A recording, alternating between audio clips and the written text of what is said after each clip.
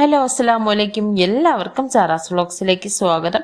വളരെ ഈസി ആയിട്ടുള്ള ഒരു കപ്പ ബിരിയാണിയുടെ റെസിപ്പിയാണ് നമ്മളിന്ന് ചെയ്യുന്നത്. ഈസി ആയിട്ട് ഉണ്ടാക്കുന്നതെന്ന് പറഞ്ഞാൽ കപ്പ ബിരിയാണി ഇതിലും ഈസി ആയിട്ട് ഉണ്ടാക്കാൻ പറ്റില്ല. എന്നാൽ ടേസ്റ്റിലാണെങ്കിൽ വളരെ മുന്നിൽ തന്നെ നിൽക്കുന്ന ഒരു കപ്പ ബിരിയാണിയാണ്. അപ്പോൾ എല്ലാവരും വീഡിയോ ഫുള്ളായിട്ട് കാണുക. നമുക്ക് റെസിപ്പിയിലേക്ക് കടക്കാം.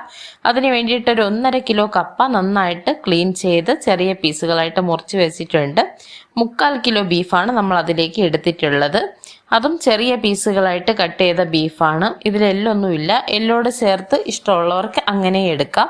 ഇതിപ്പോൾ എല്ലില്ലാതെയാണ് എടുത്തിരിക്കുന്നത്. ഇതിലേക്ക് നമ്മളൊരു 2 സവാള കനം കുറച്ച് നീളത്തിനരിഞ്ഞത് ചേർത്ത് കൊടുക്കുന്നുണ്ട്.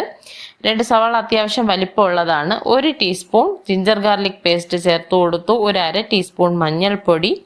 അതുപോലെ തന്നെ നമുക്കിതിലേക്ക് 2 ടീസ്പൂൺ മല്ലിപ്പൊടിയാണ് ചേർത്ത് കൊടുക്കുന്നത്.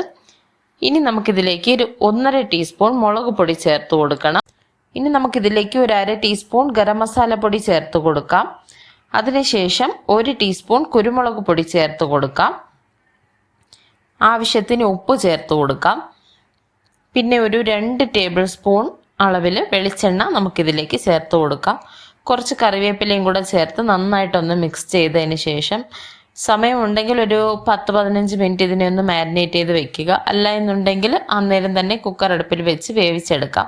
ഒരു 10 മിനിറ്റ് ഞാനിതിനെ അടച്ചൊന്ന് മാറ്റി വെക്കുന്നുണ്ട്. എന്നിട്ട് നമുക്കിതിനെ വേവിച്ച് റെഡിയാക്കി എടുക്കണം. വെള്ളം ചേർക്കാതെയാണ് വേവിക്കേണ്ടത്. ഇനി നമുക്ക് കപ്പ വെള്ളം ഒഴിച്ച ആവശ്യത്തിന് അതിലേക്ക് ഒരു 1/2 ടീസ്പൂൺ മഞ്ഞൾപ്പൊടി ചേർത്ത് നന്നായിട്ടൊന്ന് മിക്സ് ചെയ്തതിന് ശേഷം അടുപ്പിൽ വെച്ച് നന്നായിട്ടൊന്ന് വേവിച്ചെടുക്കാം. കുക്കറിൽ വേവിക്കണമെന്നുള്ളവർക്ക് അങ്ങനെ വേണമെങ്കിലും ചെയ്യാം. ഇതിപ്പോൾ നന്നായിട്ട് തിളച്ച് വന്നിട്ടുണ്ട്. ഈ ഒരു പാകത്തിലെത്തുമ്പോൾ നമുക്കിതിലേക്ക് ആവശ്യത്തിനുള്ള ഉപ്പ് ചേർത്ത് കൊടുക്കാം. ഇനി നമുക്കിതിനെ നന്നായിട്ടൊന്ന് ഇളക്കി അടച്ചു വെച്ച് നന്നായിട്ട് വേവിച്ചെടുക്കണം. ഇതിപ്പം എളുപ്പത്തിൽ വേവുന്ന കപ്പ ആയതുകൊണ്ടാണ് ഞാൻ അങ്ങനെ തന്നെ വേവിക്കാനായിട്ട് വെച്ചത്. കുക്കറിലാകുമ്പം പെട്ടെന്ന് വെന്ത് കിട്ടുമെന്നുള്ളവർക്ക് അങ്ങനെ അങ്ങ് ചെയ്യാവുന്നതാണ്. എളുപ്പത്തിൽ മിക്സ് ചെയ്യുന്നതിനുള്ള എളുപ്പത്തിനും കൂടി വേണ്ടിയിട്ടാണ് ഈ ഒരു പാത്രത്തിൽ കപ്പ വെച്ചത്. ഇപ്പം നന്നായിട്ട് വേവുന്ന കപ്പയാണ്. കപ്പ ഏകദേശം നന്നായിട്ട് വെന്ത് വന്നിട്ടുണ്ട്. ഇനിയിപ്പം നമുക്കിതിനെ ഓഫ് ചെയ്തതിന് ശേഷം ഇതിൻ്റെ വെള്ളമൊക്കെ ഒന്ന് ഊറ്റി മാറ്റിയതിന് ശേഷം നമ്മൾ കപ്പ ഇതാ റെഡിയാക്കി വെച്ചിട്ടുണ്ട്. നന്നായിട്ട് കപ്പ വെന്ത് വന്നിട്ടുണ്ട്. അപ്പോഴേക്കും നമ്മളുടെ ബീഫും നമ്മൾ വേവിച്ച് റെഡിയാക്കി വെച്ചിട്ടുണ്ട്. ബീഫ് നന്നായിട്ട് വെന്ത് വന്നിട്ടുണ്ട്. അതിൽ നിന്ന് തന്നെ ഒരു ഗ്രേവി ഇറങ്ങിയിട്ടുണ്ടാവും. അപ്പോൾ അത് നമുക്ക് അങ്ങനെ തന്നെ എടുക്കാം. അതിനെ മാറ്റുകയൊന്നും വേണ്ട. അപ്പോൾ ബീഫും നന്നായിട്ട് വെന്ത് റെഡിയായിട്ട് വന്നിട്ടുണ്ട്. നമ്മളുടെ കപ്പയും റെഡിയായിട്ട് വന്നിട്ടുണ്ട്. ഇനി നമുക്ക് ഈ ബീഫിൻ്റെ മിക്സ് കപ്പയിലേക്ക് ചേർത്ത് കൊടുക്കുന്നതിന് മുമ്പായിട്ട് കപ്പ നന്നായിട്ടൊന്ന് മാഷ് ചെയ്തെടുക്കാം.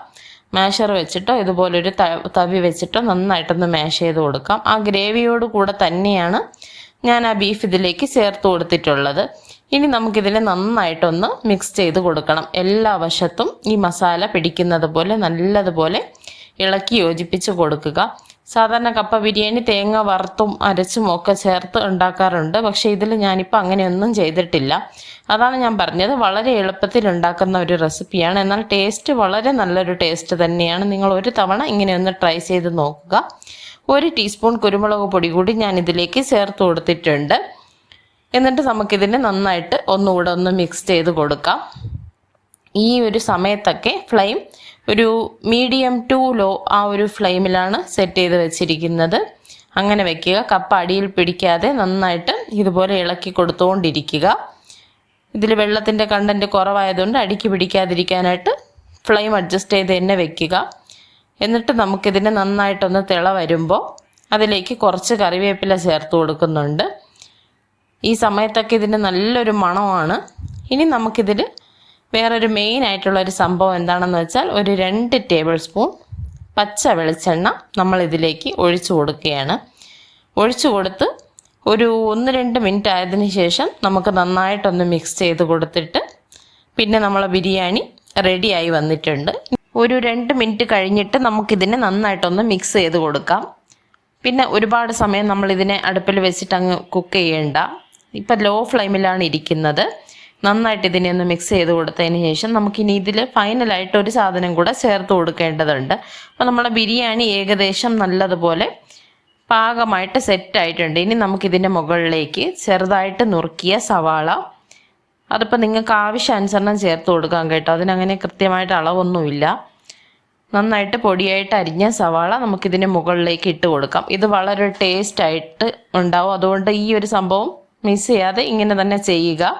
അപ്പം നമ്മളിങ്ങനെ ഈ സവാള ചേർത്ത് കൊടുത്തിട്ട് ചൂടോടെ തന്നെ ഒന്ന് അടച്ച് ഒരു 5 മിനിറ്റ് അങ്ങനെ തന്നെ വെച്ചേക്കുക. അതിനുശേഷം നമ്മളത് ബിരിയാണി തുറന്നു എന്നിട്ടൊരു പ്ലേറ്റിലേക്ക് നമ്മൾ സെർവ് ചെയ്തെടുക്കുന്നുണ്ട്. ഇത്ര ഈസി ആയിട്ട് നിങ്ങൾക്കൊരു അടിപൊളി കപ്പ ബിരിയാണി വീക്കെൻഡ്സിലൊക്കെ ട്രൈ ചെയ്ത് നോക്കാൻ പറ്റിയ ഒരു റെസിപ്പിയാണ്. എല്ലാവരും ഒന്ന് ട്രൈ ചെയ്ത് നോക്കുക. നോക്കിയിട്ട് നിങ്ങളുടെ ഫീഡ്ബാക്ക്സ് ഉറപ്പായിട്ടും എന്നെ അറിയിക്കുക. നിങ്ങൾക്ക് ഈ വീഡിയോ ഇഷ്ടമായിട്ടുണ്ടെങ്കിൽ എൻ്റെ ചാനൽ ഒന്ന് സബ്സ്ക്രൈബ് ചെയ്യുക. വീഡിയോയ്ക്ക് ലൈക്കും കമൻറ്റും ചെയ്യാനായിട്ട് മറക്കരുത്.